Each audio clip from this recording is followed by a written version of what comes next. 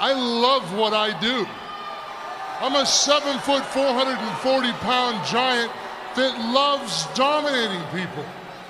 I only feared him. That is what Big Show said about one man in an industry full of monsters. 7 feet tall, 500 pounds, the most physically imposing giant in professional wrestling history. And yet, behind all that size, behind all those championships and all those years of breaking rings and ending careers, there were men who made him nervous, men who made his palms sweat, men who made the big man feel genuinely small, 10 of them to be exact. And the truth behind each name tells you something uncomfortable about the man the world thought was completely untouchable. Also, if you are feeling this story already, hit the hype feature and give this video some hype so more fans get to see it. Right now in early 2026, Paul White is alive. You need to hear that clearly because in the opening weeks of this year, viral death hoaxes spread across social media falsely claiming he had passed away. The reports moved fast. News outlets had to formally clarify the situation. He is not gone. The truth of his situation is one of physical recovery, not mortality. He is currently signed to AEW. He underwent a small back surgery in late 2025. He returned to the Collision commentary desk on January 24th, 2026. He is recovering in South Florida with a specialized medical team, and Tony Khan has been extremely supportive throughout the process. He has been open about wanting one final in-ring comeback. He told an interviewer he would only return if he could keep his presence. He used the phrase "old yeller" to describe what he refused to become. A once great thing that people look at with pity instead of awe. Nobody with that level of dignity wants that.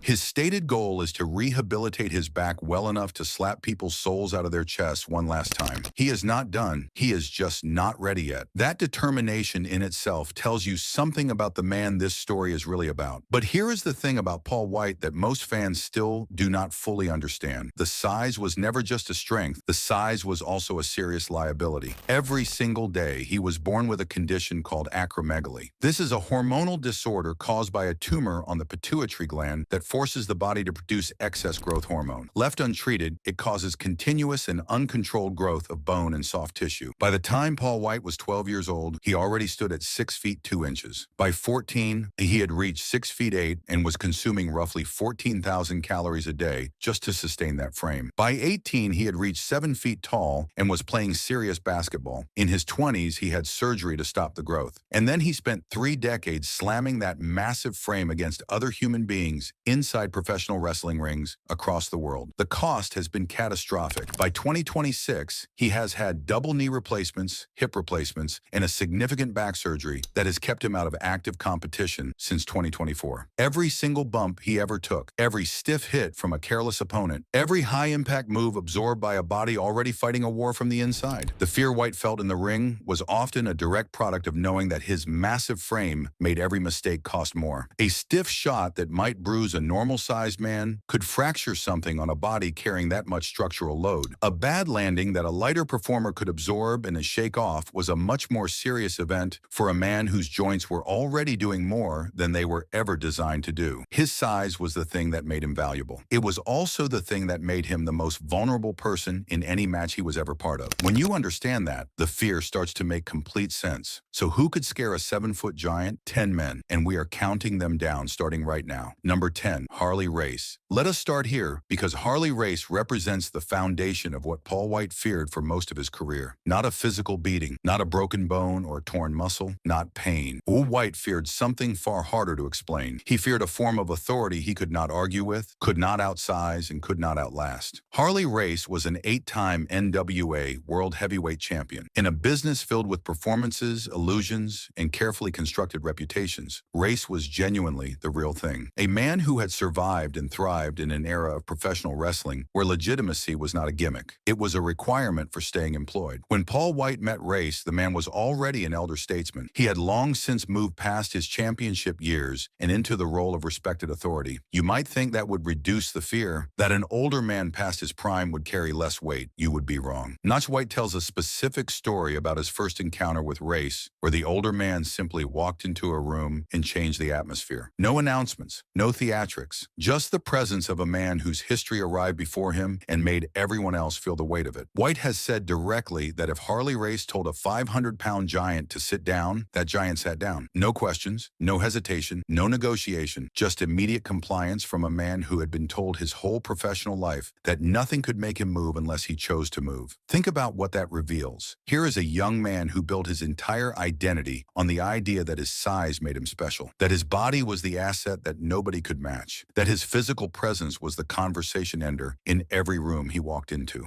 And then one older man, without throwing a single punch, without making a single threat, makes him shrink. That is not strength. That is a 7-foot man realizing for the first time that there are forms of power that cannot be measured in pounds or inches. There is a type of authority that comes from genuine history, genuine toughness, and genuine respect accumulated over decades, and it makes physical size look like a minor detail. White spent his entire career chasing the kind of respect that Harley Race carried effortlessly. He never fully arrived there in the same way. The fear of Harley Race was the fear of the gap between the man Paul White presented to the world and the man he actually was underneath that presentation. It was the first serious crack in the giant's armor, and it would absolutely not be the last.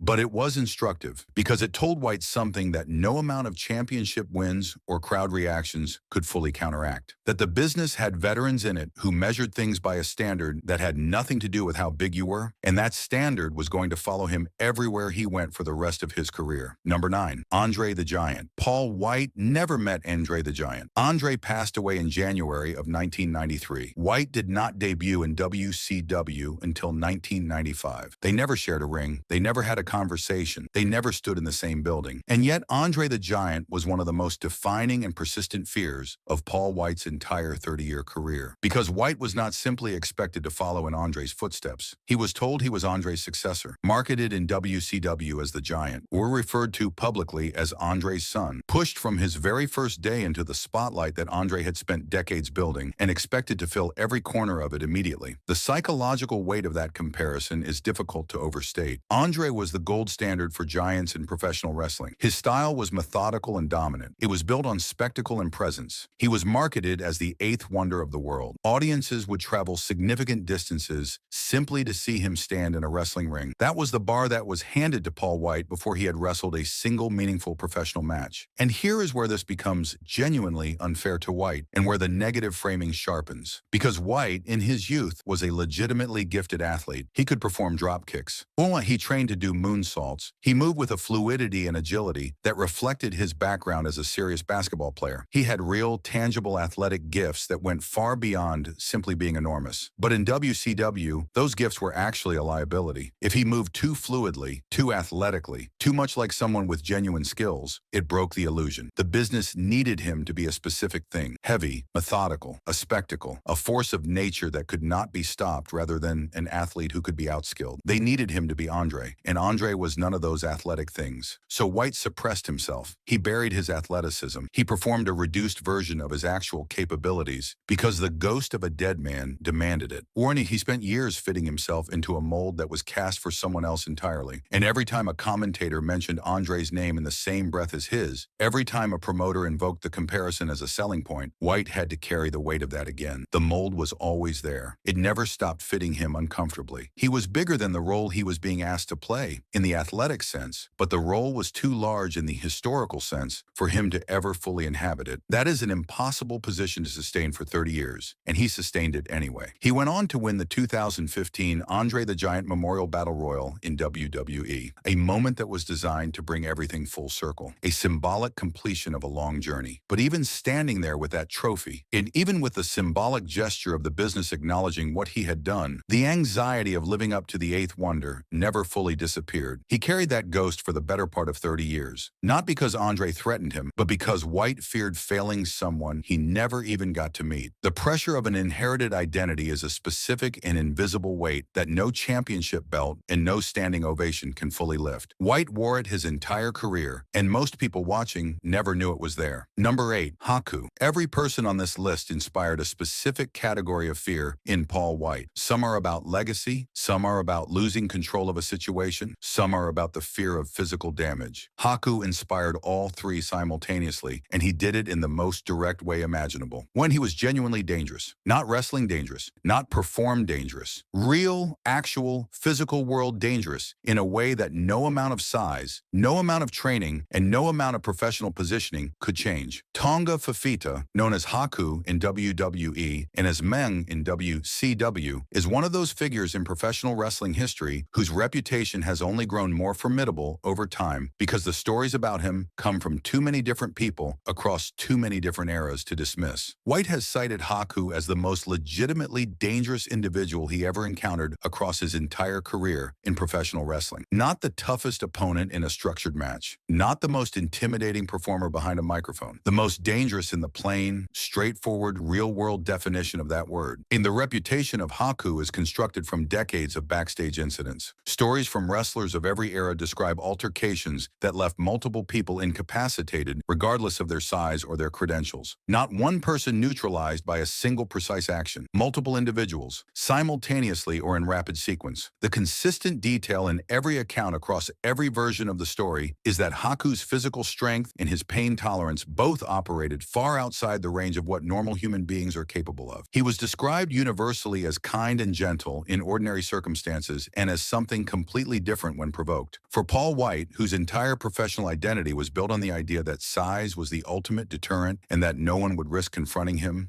Haku was a direct and unambiguous refutation of that premise. Even the largest men in every locker room treated Haku with a reverent politeness that was not instructed or performed. It was genuine. It was the kind of deference that comes from understanding that there are people in the world for whom the ordinary rules of physical confrontation simply do not apply. White has been specific about this. The fear was not theoretical. It was not based on a story he had been told. It was based on his own first-hand experience of watching how the entire locker room changed when Haku was in it. A room full of professional fighters, some of them very large indeed, collectively deciding to be very careful about how they interacted with one person. The giant's size did not matter here. And the fact that even Paul White understood that should tell you a great deal about what Haku actually represented. Number 7, Bruiser Brody. If Haku represented the fear of raw, uncontrollable physical danger, Bruiser Brody represented something even more specifically threatening for a performer with Paul White's role. Brody represented the fear of losing control inside the ring. And for a giant, control is not just a preference. It is the entire foundation of the performance. Consider the mechanics of how the giant archetype functions in professional wrestling. The giant has to project dominance. He has to look unstoppable, like a force that cannot be reasoned with and cannot be overcome. But to execute that illusion safely, both performers need to cooperate. The opponent has to work with the giant,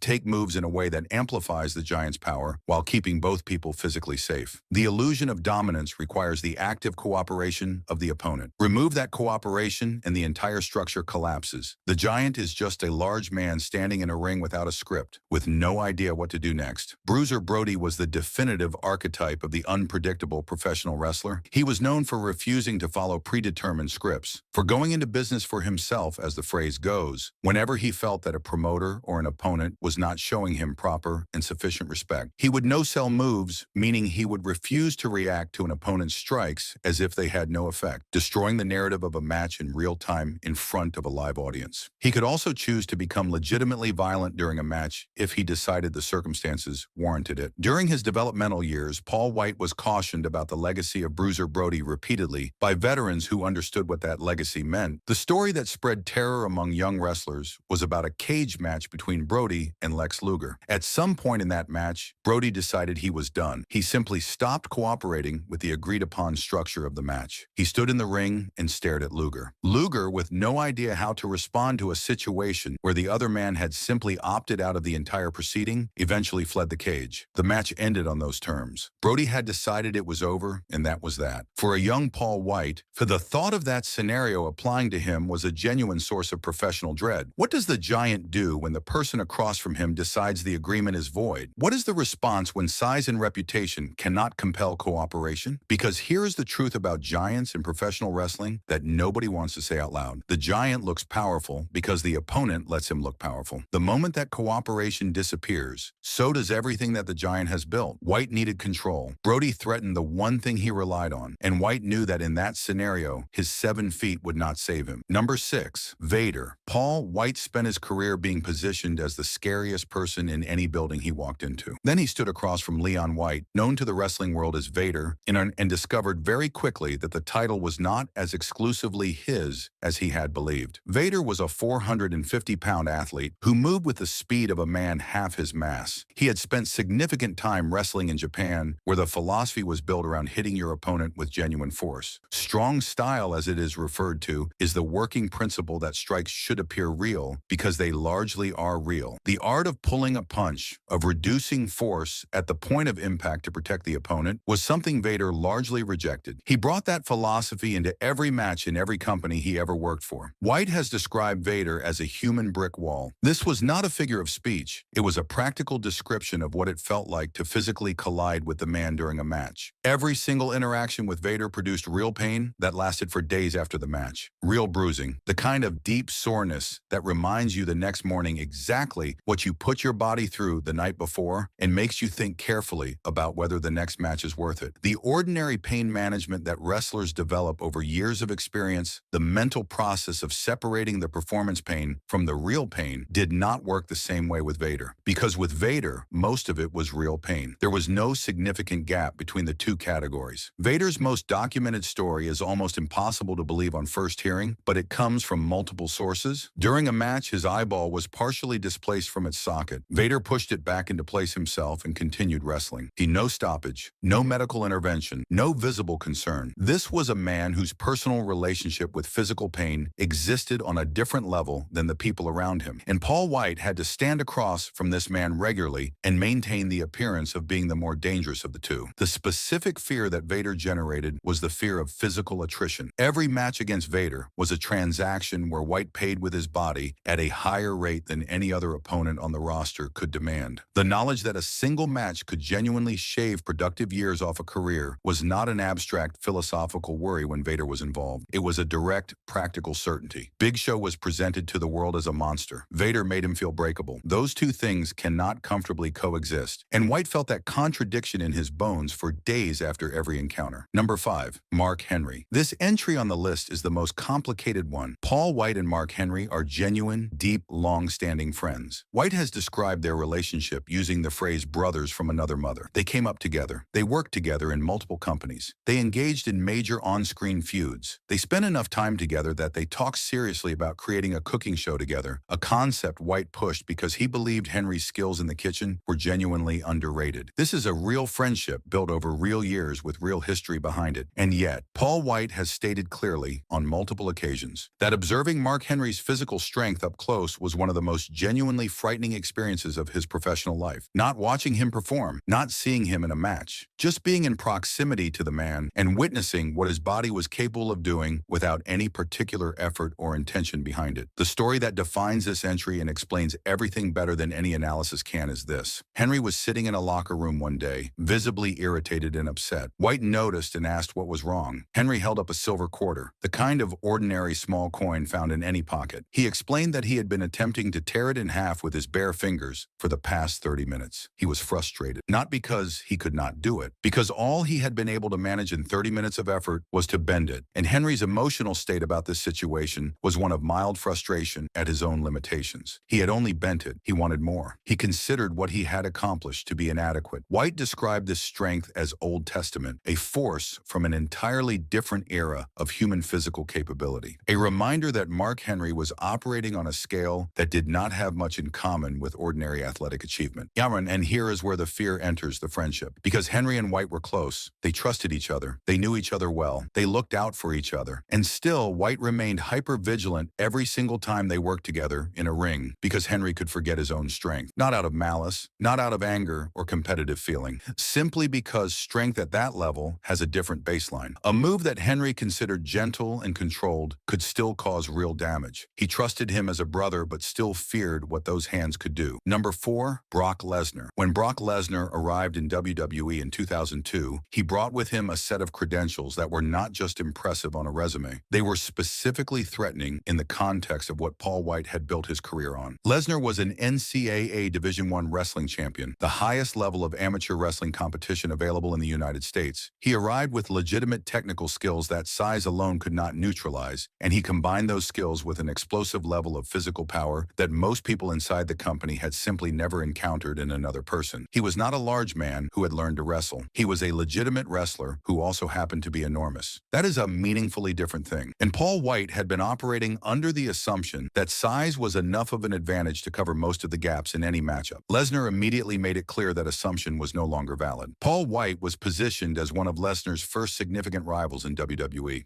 And White has spoken about the experience in terms that make clear it was humbling in a way very few things in his career had been, because Lesnar is one of the very small number of individuals in the history of professional wrestling who could physically dominate a 500-pound Paul White. Not through psychological advantage, not through a clever strategy, not through leveraging a specific weakness, through direct, unambiguous physical force and superior athleticism. Lesnar could throw White around a wrestling ring with an ease that made the giant look vulnerable in a way he had rarely, if ever, appeared on television. The moment that permanently defined their rivalry and captured what Lesnar specifically meant to White was the superplex. However, Lesnar positioned White on the top rope and drove him off the top turnbuckle with a superplex. The impact of two extremely large men coming down from that height with that force was sufficient to collapse the actual ring. The entire structure gave way beneath them. That image of the ring itself folding under the weight of the move became one of the most replayed and referenced moments in both men's careers. But for Paul White, the significance of that moment went beyond the visual. Lesnar had not adjusted his approach because he was dealing with a 7-foot giant. He had not shown extra caution or modified his game plan to account for White's size. He had simply treated White the way he treated everyone else and added the weight of his own power and skill on top. He used White's enormous mass against him. He treated the big man as a prop and a demonstration of what Lesnar himself was capable of. The traditional understanding in professional wrestling is that the giant is the immovable final obstacle. Lesnar had simply declined to accept that understanding and proceeded accordingly. Brock did not respect giant rules. He treated Big Show like a prop. Number 3, the Great Khali. There is a specific category of fear that only exists in backstage situations in professional wrestling. Inside the ring, there is structure, there is a narrative, a cooperative agreement, an understood framework for how the situation develops. Even when things go wrong inside the ring, there are people around to intervene, there is a referee present, there are protocols. Backstage, none of that exists. What happens backstage is simply real. And in 2009 in Puerto Rico, Paul White found out what that distinction genuinely means when the situation becomes physical. The tension between Paul White and Dalip Singh Rana, known as the Great Khali, had been accumulating for a period of time before that night. Khali stood at 7 feet 1 inch and weighed over 400 pounds. He was a direct and active competitor for White's position as the primary giant in the company. This is a specific dynamic in professional wrestling that carries the informal label of giant heat. Two very large men occupying the same structural role in a roster hierarchy that only has room for one of them at the top of that particular category. The competition was professional, but it was also personal. The specific flashpoint was Khali's signature spot, the shushing chest chop performed in the corner of the ring. White had a problem with Khali using it. After a show in Puerto Rico, White approached Khali in the dressing room to address the situation directly. The confrontation escalated, and a physical fight broke out between the two men. White connected with a punch to Khali's jaw. That was the beginning of the exchange, and also effectively the end of it, because White then tripped over a locker room chair. He went down, and Khali, a man whose weight exceeded 400 pounds, landed on top of him. That was how the fight ended. Vince McMahon was informed about the altercation and made the decision that Paul White would apologize to Khali. Not the other way around. There is a specific humiliation in that outcome that went beyond the physical. White was the one who started it.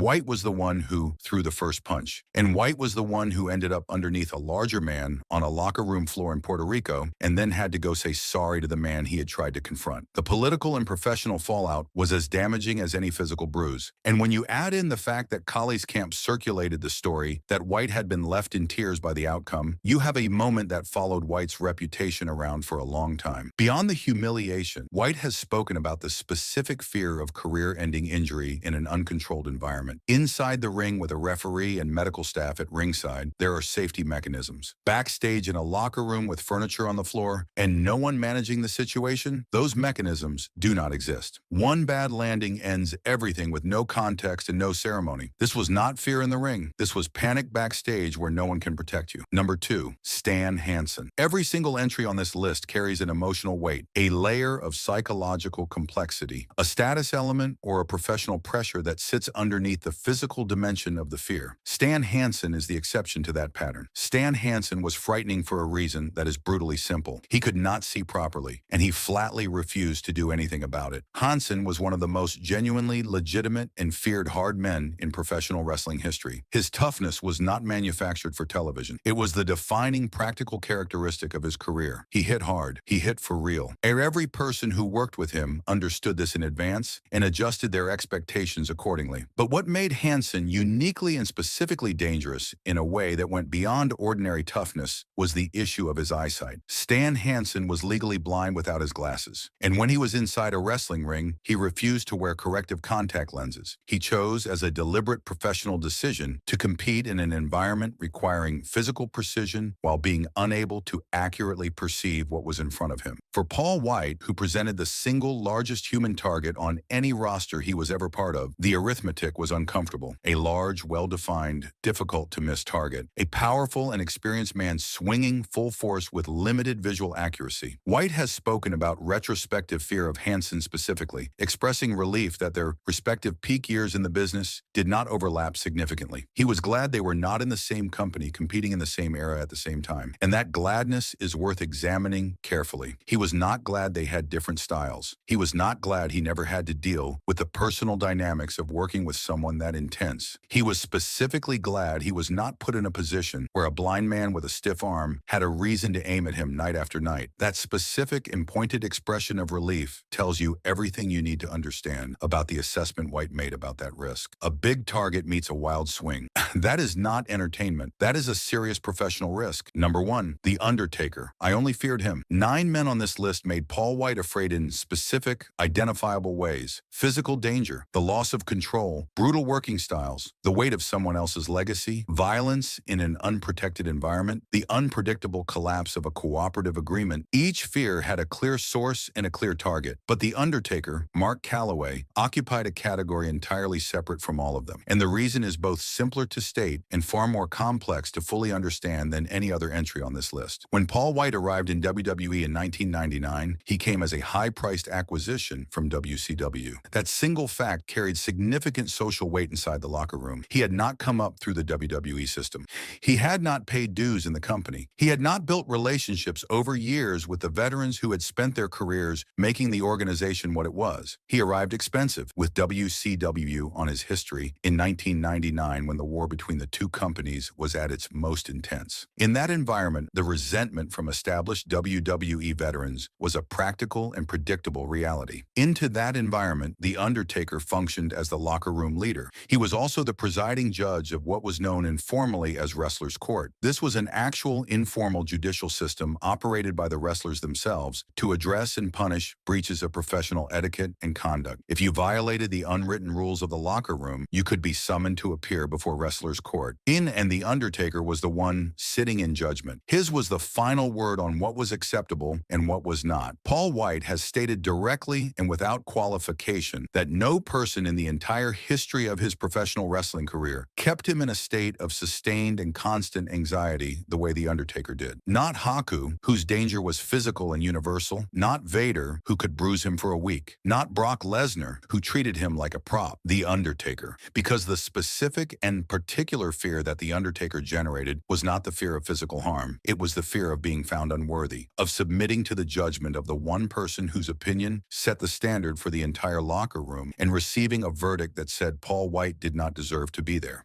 That kind of fear is different from all the others on this list. It does not heal when the match ends. It does not fade when the bruises clear up. It sits with you because it is attached to questions about your identity, your right to occupy the space you are standing in, and whether the people who matter in your professional world see what you see when they look at you. And here is the sharpest observation this whole story makes about Paul White. All 9 of the other men on this list exposed a physical or professional gap, a specific thing that White's size could not fix. But The Undertaker exposed something that goes deeper than any physical vulnerability. He exposed the fact that Paul White, the man the world saw as an unstoppable physical force, carried a persistent and genuine anxiety about whether he actually deserved the role he had been given. And whether the giant was an earned identity or simply something assigned to him because of the circumstances of his birth and his biology. Whether the business was accepting him because he was genuinely good at it or simply tolerating him because of his size. The Undertaker's standard was the one place where that anxiety lived. And the fear fear of that standard forced Paul White to become better than he might otherwise have chosen to become. It forced him to respect the unwritten rules, to think seriously about the protection of opponents in the ring, to take the craft as a full and serious professional discipline rather than something he could coast through on physical gifts alone. The anxiety served as an engine. White's transformation from an unpolished WCW import into a seasoned and respected WWE veteran happened in large part because the Undertaker's judgment gave him something specific to be afraid of, and that fear drove him forward for years. I only feared him, not because of a lariat or a stiff style or physical danger or the collapse of a ring, because the Undertaker's verdict was the one that mattered above all others. And Paul White spent years inside that locker room doing whatever it took to make sure that verdict came back in his favor. 10 men shaped the professional that Paul White became. Harley Race showed him that authority is not a function of physical size. Andre the Giant showed him that living inside the expectations built for someone else is a slow and invisible trap with no visible exit. And Haku reminded him that the largest person in the room is not automatically the most dangerous one. Bruiser Brody showed him how completely and quickly the illusion of control can disappear the moment one person in the equation decides to stop cooperating. Vader taught him what genuine physical attrition feels like from the inside out, match by match, bruise by bruise. Mark Henry showed him that even the deepest friendship does not eliminate the responsibility to stay vigilant around extraordinary and unpredictable power. Brock Lesnar proved that speed, legitimate credentials, and ambition can make size completely irrelevant in any specific matchup. The Great Khali brought the fear backstage where professional structures and mutual agreements offer zero protection. When Stan Hansen showed him the cold and simple mathematics of being a large target in front of an imprecise but powerful weapon. And The Undertaker made him confront the question that sat at the center of everything, which was whether the Giant had actually earned his place or simply been assigned it by circumstance. His legacy as the most successful Giant in professional wrestling history is not a debate. Whether the final in-ring comeback happens or whether he builds the remaining years of his career around commentary and mentorship, the foundation is permanent, built on real fear, real respect, and the willingness to look back honestly at the men who made him better than he might have been on his own. He looked into the faces of 10 men who scared him, and he kept going anyway. That is what the legacy is actually made of. Not the championships, not the memorable spots, the willingness to keep going through the fear. Drop a comment and tell me which man on this list would have scared you most in that locker room. Haku for the raw danger, The Undertaker for the judgment, Vader for the bruising, Stan Hansen for the blind lariat. Make your case below, like, subscribe, and we will see you in the next one.